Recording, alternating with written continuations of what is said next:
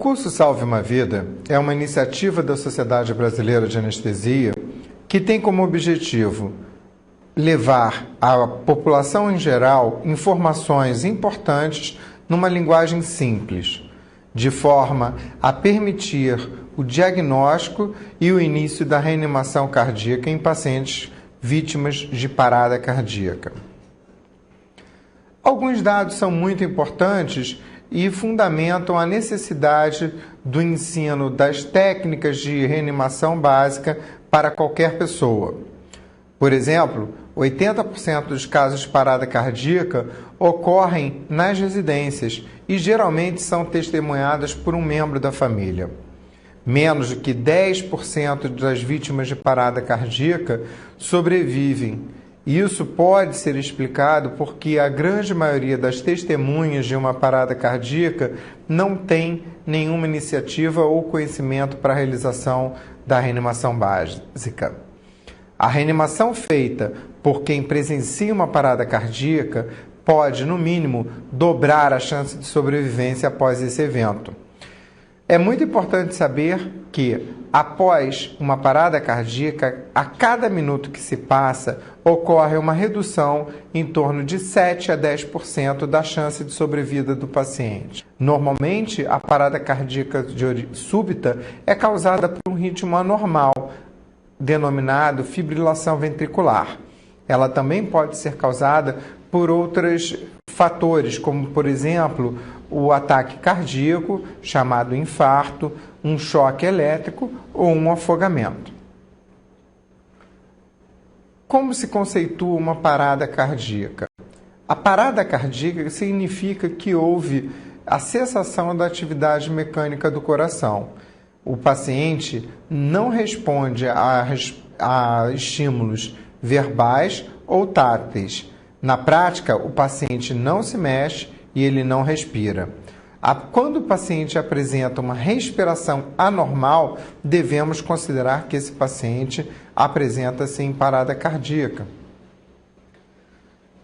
O metabolismo celular depende da chegada de nutrientes até a célula. Para isso, é importante que a circulação leve oxigênio e nutrientes.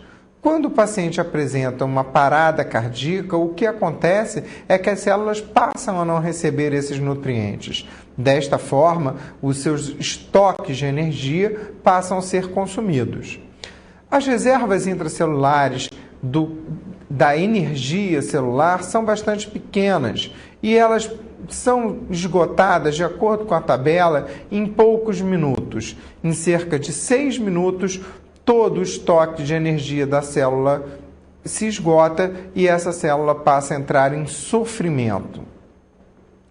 Nós temos que, quando o coração para de bater, o paciente está com uma morte clínica. Quanto maior for o tempo em que esse coração se mantém sem batimentos, menor a probabilidade desse paciente voltar a bater. Então, quando instituímos uma reanimação cardiopulmonar, esse tempo é fundamental. É uma verdadeira corrida contra o relógio, porque quanto maior o tempo sem circulação, maior a probabilidade de lesão orgânica. E passados alguns minutos, esse paciente vai se caminhar para o que nós chamamos de morte biológica, em que é totalmente improvável, ou mesmo que nós tenhamos sucesso na reanimação, o paciente sair deste evento grave sem nenhuma lesão cerebral definida. Portanto, a reanimação deve ser iniciada nos primeiros minutos após o momento em que o coração deixa de bater. Para isso, existe o que chamamos de uma cadeia de sobrevivência. A cadeia de sobrevivência moderna ela é feita através de 5 elos ilustradas nesta figura. Para a população em geral, os 3 primeiros elos são fundamentais. Seriam o reconhecimento da parada cardíaca e o acionamento imediato do SAMU, o início da reanimação cardíaca precoce, com grande ênfase nas compressões torácicas e a rápida desfibrilação. O reconhecimento através da parada cardíaca e o acionamento do SAMU é fundamental. Para isso, devemos verificar a consciência.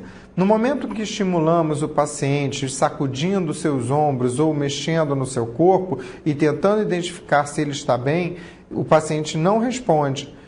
Avaliando se o paciente está respirando, nós podemos fazer então imediatamente o diagnóstico de parada cardíaca. Esse diagnóstico é feito através então da ausência de consciência, da ausência de movimentos respiratórios. Não devemos perder tempo. Imediatamente devemos ligar para o 192, de forma a permitir a chegada do Corpo de Bombeiros ou do SAMU para fazer a transferência o mais rapidamente possível para um hospital. Nós devemos também iniciar a reanimação cardíaca. Essa reanimação é feita pelas compressões torácicas. As compressões torácicas devem ser feitas numa compressão em que nós fazemos uma compressão no meio do peito do paciente, de forma a comprimir, conforme está ilustrada nesta figura. A compressão faz com que como se a gente estivesse espremendo o coração. Esse movimento ritmado nesta frequência em que nós temos no áudio desta apresentação significa uma compressão de pelo menos 100 compressões por minuto. Esta compressão faz com que então o sangue possa circular e manter a perfusão mínima necessária para que órgãos importantes como o cérebro e o coração não sofram. Então, notem a posição em que nós devemos nos posicionar ao longo do corpo da vítima, do lado dela e utilizando o nosso corpo como um pêndulo, através de movimentos torácicos com o braço esticado, amassando, apertando o coração e desta forma gerando fluxo.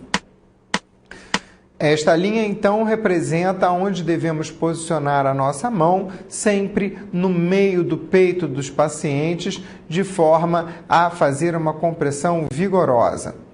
Em crianças, a compressão torácica também pode ser feita, mas como a estrutura física é mais delicada, não precisamos realizar a compressão com as duas mãos. Podemos utilizar somente uma das mãos para este fim. Então, um reanimador único vai fazer uma sequência de reanimação que são 30 compressões e 2 ventilações. Todos os pacientes devem ter abertura da sua via aérea. Pessoas que não tiveram nenhum tipo de treinamento devem realizar a reanimação somente com as compressões torácicas. Não é necessário manipular a via aérea. Essas compressões torácicas serão mantidas até a chegada da ajuda ou de alguém que saiba fazer reanimação. Porém, pessoas que fazem o curso Salve uma Vida ou outros cursos já podem ser consideradas como treinados. Desta forma, esses reanimadores podem fazer compressões torácicas e ventilações através da abertura da via aérea sempre que vamos fazer uma ventilação. A reanimação utilizando a abertura da via aérea e a ventilação é bastante simples. Devemos, conforme a ilustração neste slide, fazer a extensão da cabeça e a elevação do mento. Com isso, conseguimos desobstruir a via aérea e facilitar a passagem do ar que nós vamos colocar nos pulmões dos pacientes através da ventilação, seja na ventilação boca a boca ou seja na ventilação boca-máscara, conforme representado neste dispositivo. O que é importante é que nós devemos manter as ventilações e fazer com que essas ventilações façam uma expansão torácica visível. Desta forma, nos asseguramos que o ar que nós estamos soprando na boca do paciente está chegando aos pulmões. Existem dispositivos que podem ser utilizados para minimizar o risco de contaminação, como esse dispositivo representado aqui, que seria uma máscara facial. Esse risco é um risco bastante baixo, não existem descrições de contaminação em inúmeros casos em que foi feita a ventilação boca a boca, dando uma forte segurança na realização da reanimação, mesmo sem dispositivos de proteção. Um outro dispositivo utilizado para este fim é esta máscara, em que, através de um filtro, podemos fazer a insuflação do peito do paciente, soprando na sua boca, desta forma evitando a contaminação do reanimador. Torno a enfatizar que o risco de contaminação através da ventilação boca a boca ou boca a máscara é extremamente baixo. Esta é a sequência com um reanimador. Sequência de tratamento da parada cardíaca em adultos. Diagnóstico de parada cardíaca, inconsciência e ausência de movimentos respiratórios. Senhor, por favor, alguém chame o 192.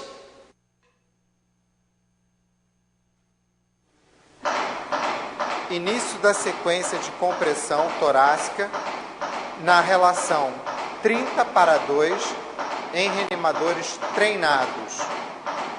Observem a frequência de compressão e a profundidade de compressão durante a massagem cardíaca externa.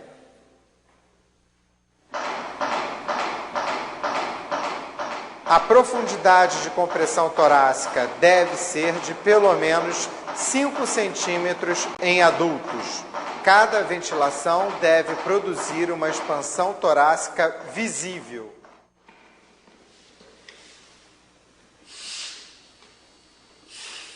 Enquanto não houver um segundo reanimador, o reanimador mantém uma relação de 30:2 até a chegada de auxílio, momento em que poderá haver troca de responsabilidades a cada 5 ciclos de compressões e ventilações.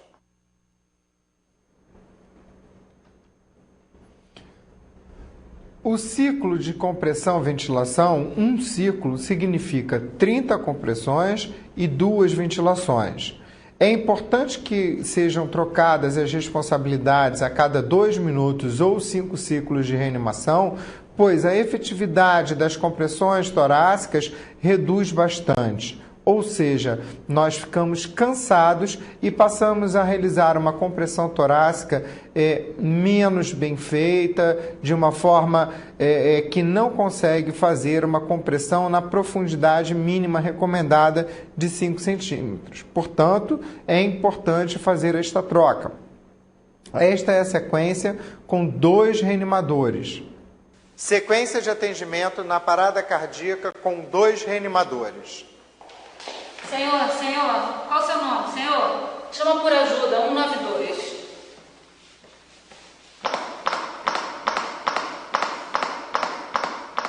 Cada ciclo de reanimação é composto por 30 compressões torácicas e 2 ventilações.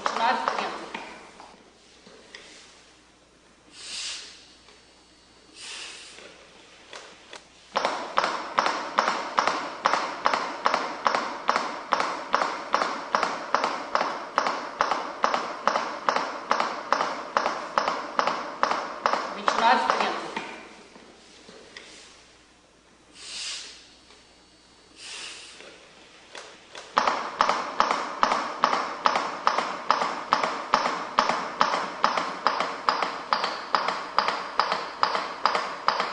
Após completar 5 ciclos, ocorre a troca de funções quando o reanimador responsável pela ventilação passa a fazer as compressões torácicas e aquele que fazia as compressões torácicas passa a fazer a ventilação.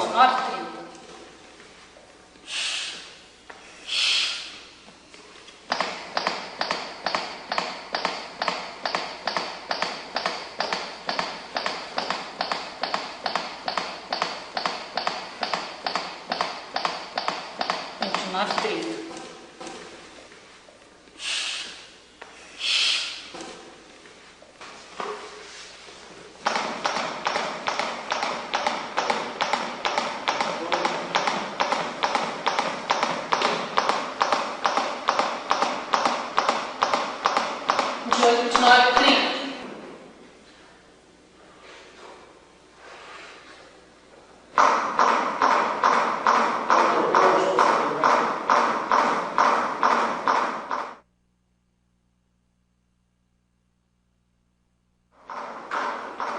reanimador liga o aparelho.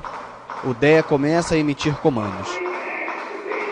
Aplique as pás no peito do paciente. Ligue as pás do aparelho junto ao sinal luminoso. Análise do ritmo cardíaco.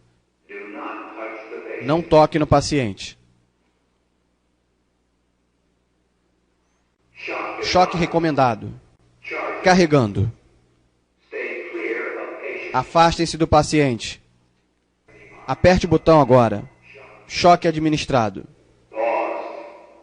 Reinicie a reanimação.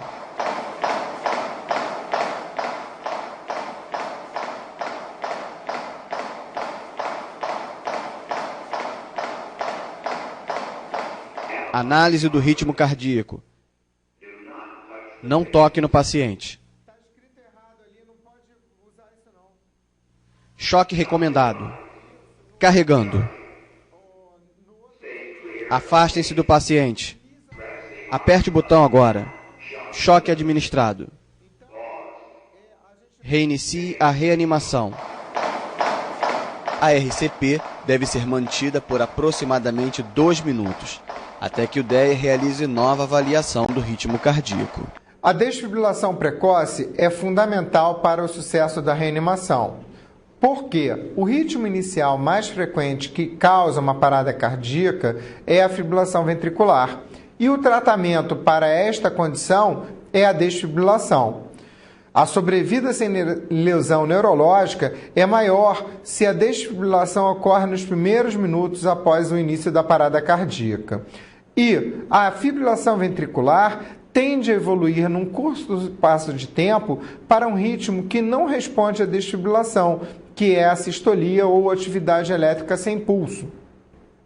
Desta forma, algumas iniciativas têm sido tomadas para permitir o acesso ao desfibrilador externo automático, sendo colocadas em locais de ampla circulação de pessoas, de forma que qualquer um possa utilizar esse aparelho após o diagnóstico de uma parada cardíaca. É importante, então, realizarmos a desfibrilação precoce utilizando o DEA. Para isso, devemos aplicar as placas corretamente, conforme a ilustração nesta figura, e o nosso cuidado deve ser de evitar colocar as pás próximas uma à outra, porque a corrente elétrica passa a não circular da forma adequada. Então, a representação mais correta é esta que está ilustrada nesta figura, em que essas pás são colocadas uma do lado direito, abaixo da clavícula direita, e outra do lado esquerdo, na região lateral do peito. O que acontece quando utilizamos o desfibrilador é que o ritmo que se encontrava em fibrilação, vejam a ilustração nesse vídeo, é corrigido. A passagem do choque elétrico faz a correção desse ritmo anormal, fazendo com que o coração volte a bater no seu ritmo anterior. Os ritmos são classificados em ritmos desfibriláveis e não desfibriláveis. Isso é feito pelos médicos e pelos aparelhos. Estes aparelhos não mostram nenhum tipo de traçado, uma vez que não é importante para qualquer pessoa que não seja médica saber o que está acontecendo. O próprio aparelho vai dar todas as informações necessárias para dizer se aquele choque vai ser administrado ou não. É fundamental as compressões torácicas, porque as compressões torácicas fazem com que o oxigênio, fontes de energia, cheguem ao coração, aumentando a probabilidade do mesmo de bombear sangue eficazmente após a aplicação do choque e o retorno da circulação espontânea. É fundamental mantermos uma reanimação de alta qualidade, e isso deve ser feito por qualquer reanimador. Devemos manter as compressões torácicas numa frequência mínima de 100 compressões por minuto. As compressões torácicas devem fazer com que o tórax seja deprimido pelo menos 5 centímetros. Devemos evitar qualquer tipo de interrupção nas manobras de reanimação. Devemos manter as compressões torácicas relacionadas à ventilação numa relação de 30 compressões para cada 2 ventilações em todos os grupos etários quando temos o reanimador único. Devemos evitar a hiperventilação e, finalmente, devemos fazer com que a desfibrilação seja feita através dos desfibriladores externos automáticos. O algoritmo circular indica que devemos manter a nossa reanimação de forma contínua, evitando qualquer tipo de parada durante a reanimação. É fundamental que nos asseguremos que alguém traga o desfibrilador e que o serviço de emergência, através do 192, seja rapidamente acionado no momento que fazemos o diagnóstico de uma parada cardíaca. O resumo de um suporte básico de vida eficiente é acionamento do SAMU através do 192. Devemos imediatamente, após o diagnóstico da parada cardíaca, iniciar compressões torácicas fortes e rápidas, numa frequência mínima de 100 por minuto. Durante as compressões, devemos nos assegurar de que o tórax seja reexpandido completamente. Evitar as compressões torácicas e manter uma relação de 30 compressões para 2 ventilações. Após a chegada do desfibrilador, nós devemos ligar o aparelho e colocá-lo no tórax e seguir as instruções. Aguardar a chegada da equipe de emergência do SAMU. Um outro problema que pode ser causador de parada cardíaca e, em alguns casos, de obstrução da via aérea, isso pode acontecer. Todo paciente que vem apresentar obstrução da via aérea e apresenta uma tosse vigorosa, não devemos fazer nada. Essa situação é uma situação em que o paciente ainda está conseguindo respirar, então ele naturalmente vai conseguir expelir. Porém, quando o paciente apresenta uma obstrução grave, ele apresenta uma tosse não ruidosa, significando que o paciente está obstruído. Geralmente, esses pacientes obstruem a via aérea e, com isso, eles apresentam sinais de uma respiração difícil e passam a ficar roxos. Nessas situações, o paciente geralmente pode evoluir para a inconsciência. Está indicado o acionamento do sistema do SAMU através de 192 e podemos, então, nesses casos, fazer a manobra de Heimlich. A manobra de Heimlich não deve ser feita de forma intempestiva, como representada nesta ilustração, mas sim utilizando uma técnica apropriada. Como representado nesta imagem, nós posicionamos atrás do paciente e, através da mão cruzada, como a ilustração nos mostra, fazemos compressões rápidas e vigorosas na boca do estômago. E, desta forma, nós fazemos com que a via aérea fique desobstruída. Em crianças, isso também pode acontecer e é comum ocorrer. Nos posicionamos conforme a ilustração e fazemos as compressões vigorosas de forma a expelir qualquer coisa que a criança tenha colocado na boca. Alguns pacientes que apresentam um volume grande abdominal, como os obesos ou as gestantes, nós não teremos muita eficiência quando nos posicionamos por trás desses pacientes. Esse grupo pode ser feito através de compressões vigorosas na boca do estômago com o paciente deitado. Desta forma, podemos tentar expelir os objetos que causaram a obstrução respiratória. Concluindo, o curso Salve uma Vida é uma iniciativa que trazemos no intuito de ajudar qualquer um a fazer o diagnóstico precoce de uma parada cardíaca e iniciar medidas que podem salvar vidas.